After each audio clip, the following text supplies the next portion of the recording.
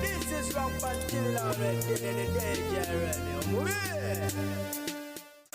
Yes, alright, mba nyingi tewonga bulijjo habera fefe jairanyis ankaho kubanga ate hakuweereza nkwanirizaako mulungi omwagalwa mpuliriza nkwebazaako gyonna gye tusizako engalo halunaku olwaliro wasuza otya osiibye otya bigenda bitya yonna eyo gyosinzira okubanga ate ogyekumirako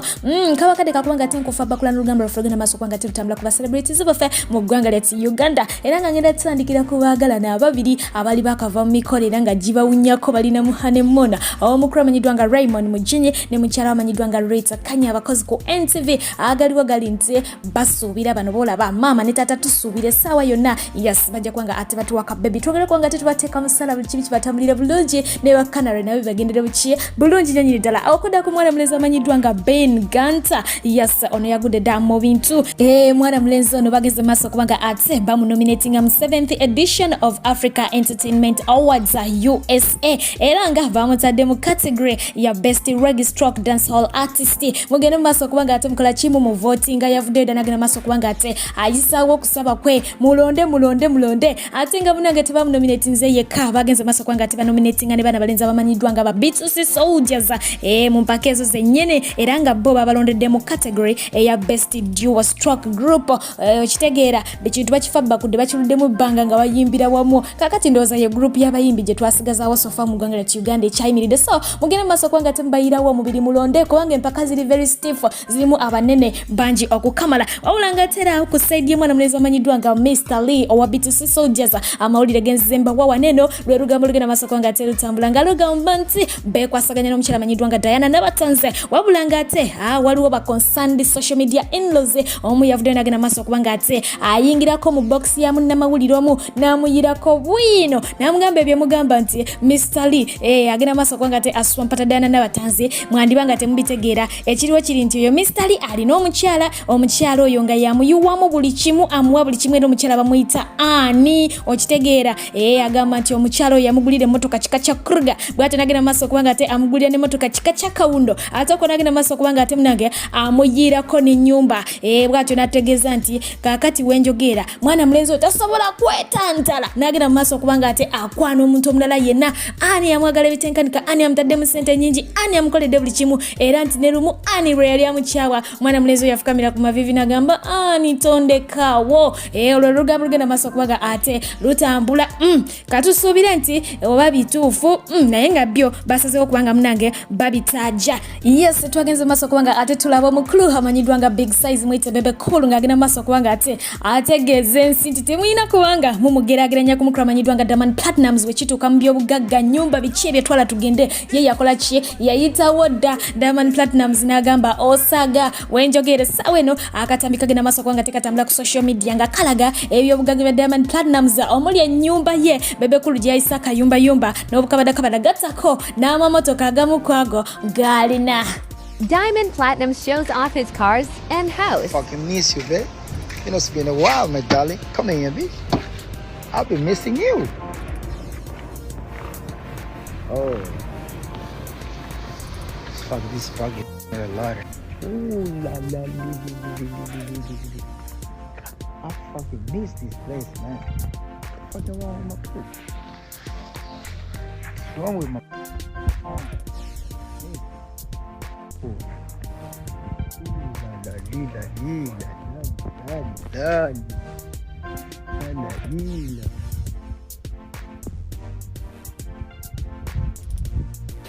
byebyo no banange awo wetuli naye ngaatera eyo gye mbadde nzungira gyengeze maaso kubanga ate ngwira ku mwana muwala amanyiddwa nga Sheira Gashumba Karo ng'agenda maaso kubanga ate amaaso omuhabatina ng'agwira omukulu amanyiddwa nga Rickman nga bulijjo enkola ye bweri awo nno wavudde social media in-law ali very concerned n'agenda maaso kubanga ate amuteerako comment egamba nti Sheira can really give love to a man. I don't know why men run away from her always. Bw'atyo nayongirako n'agamba nti anyways bravo Sheira, you have a sweetheart full of love. I wish wish you well dear. Nga tutegeeza nti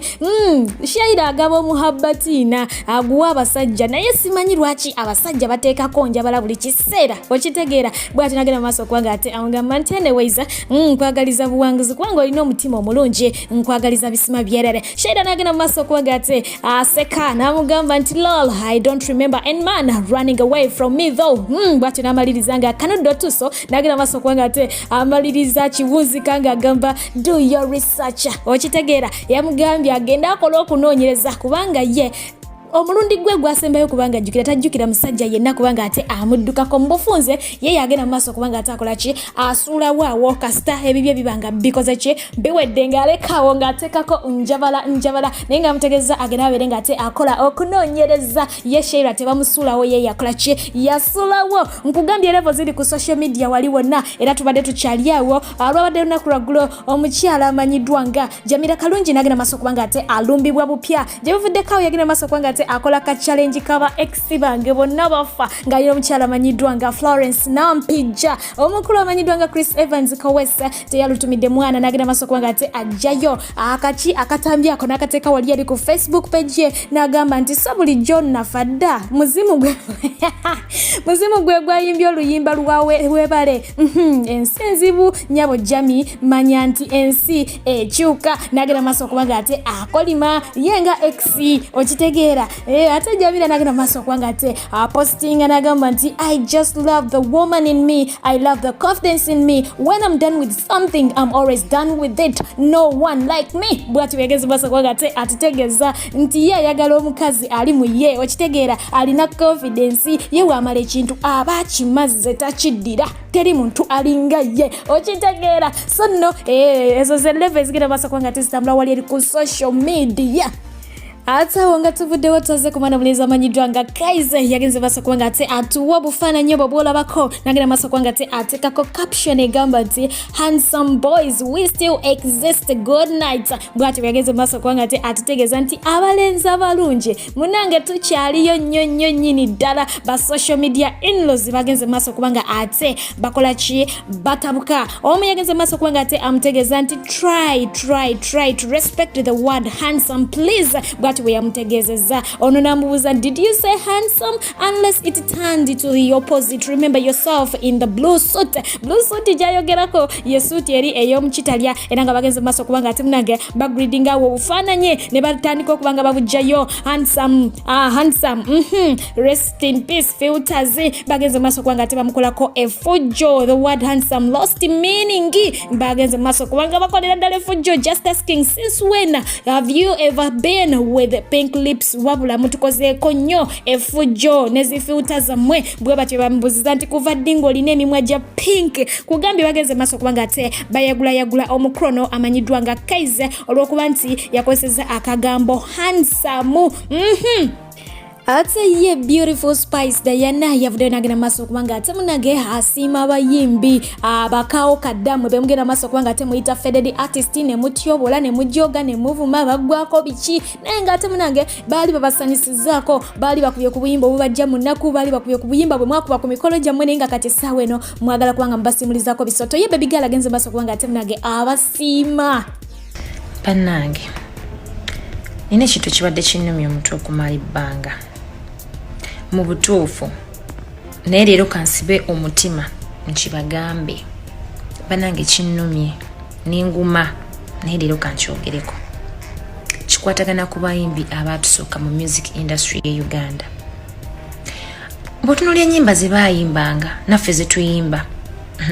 amazima kimanyi mugenda kunvuma kale era kansibe omutima nkyogereko wamunvuma munvume amazima gye twava ne gye tuli we tuli kati mu music industry Uganda tusaanye tubeebaze abantu abo tubeebaze kubanga singa bo tebaliiwo tetwandibaddewo bateereddewo ekkubo bannange beebale tubeebaze nze kambeebaze nga nze nsiimye. Banna Uganda abali mu ggwanga eri America akambanjulire DJ Farouk omusabatuzi w'enguliko anti ono asabatula n'ebyenda ne bikwetokota yakuba enguliko kiggala n'awulira omuzibe n'alaba n'omulema n'atambula akuba ku mikolo egy'enjawulo omuli egy'amazaalibwa baby shower house party graduation n'emirala kamaala ate nga nawe atesetese ebivulu yakyasinziza ebyuma ebiri ku mulembe osobola omusanga mu kibuga California era nga n'ebibuga ebirala atuukayo musange ku namba y'essimu plus emu74 7254242 plus emu74 7254242 ye DJ Farouk ku Bay and Samu tokkiriza bagenyi bokwebowa. Ate wentuuka wano nkwatibwamuko n'ennyiike wamu n'ennaku olw'ebigenda maaso kubanga ate bikolebwa mu ggwanga lyettu Uganda misana tukutuku mu disitulikiti ey'Ekisolo ku kkubo ate nno ku luguudo olwa main nga n'abantu kwebali ku streets bakola ki balaba mukulu ono yagenze maaso kubanga ate alaga nti ayagala kubanga aswampata era nga ne gwe baswampata naye si yali awo nti yerwanako ekyamaanyi ky'ogamba nga naye alinga agamba nti ekigenda omukolwako alinga akyagala naye nga wenjogera poliisi yagenze dda maaso kubanga ate abantu bano ebagombamu obwala Orumuko warumuzi wa musanze he baruvuye he murayini kunywa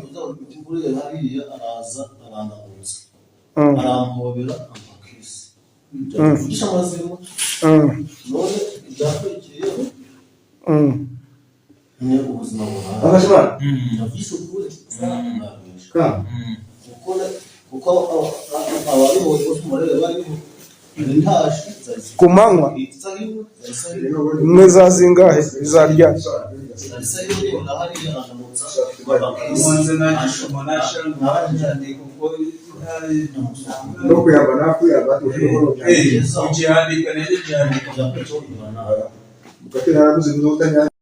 Bwentyo naye nkutegeeza nti munange oli waddemba kubanga oyitako ku channel emanyiddwa nga Happy Moments with Vero gena masobere nga ate onyumirwamu ne mwana mwala oyo alina bingi nnyo ebiyigiriza ate bisobola kubanga ate munange bikuyamba oba olyawo ngenda kubanga ate nkuteerawo comment wansi awo mpiningewo linki yo kona mbukonyo nja kubanga ate otuukayo buterevu ddala yes olunaku olwaleero muwala w'omukulu amanyiddwa nga Chiko lwazaalibwa oba lwawezeza omwaka mulamba ebbanga atalirwa omwana ono baali baakamuzaala ye Pasha mubiru bw'atyo awezeza omwaka gumu mwagalize amazaalibwa amalungi tulinawo omukyala amanyiddwa nga Angel era nga agamba nti ali mu kibuga Kampala era nga naye yazaalibwa olunaku olwaleero happy birthday baby girl katubagaliza amazaalibwa amalungi thanks for loving Fifi J yes ate nga tulinawo omukulu amanyiddwa nga Pius Paxson yes group ya Fifi J the news anchor egamba nti ekwagaliza amazaalibwa amalungi mukulu we bali kubeera part of us ate nga tulinawo baby girl amanyiddwa nga Jackie ati mu PJ Penzi bakwagaliza amazaalibwa amalungi happy birthday beautiful yes tulinawo omukulu amanyiddwa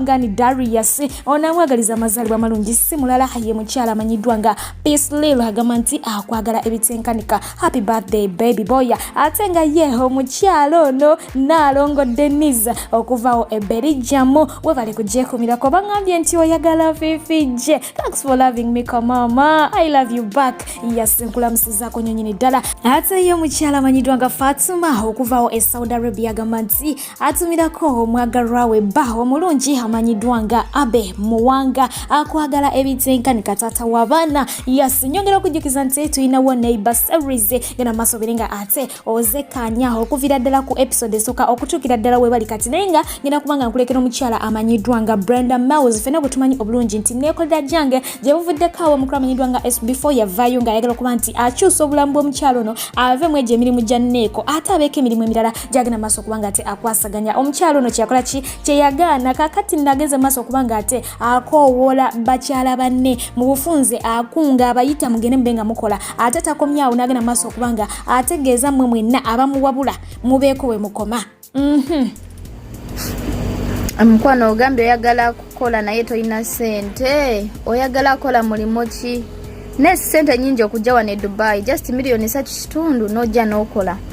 n'ekirala nonya sente weteekemu sente ojja otunda akasolo nze bizinensi gyemanyi yakutunda akasolo sijja kulimba wonaaba obisobola negataako inbox me nenonya sente weteekemu sente million 3.5 ojja wano e Dubai okole sente n'ekirala bannange abaana beepikira okujja okutunda obusolo nga si byangu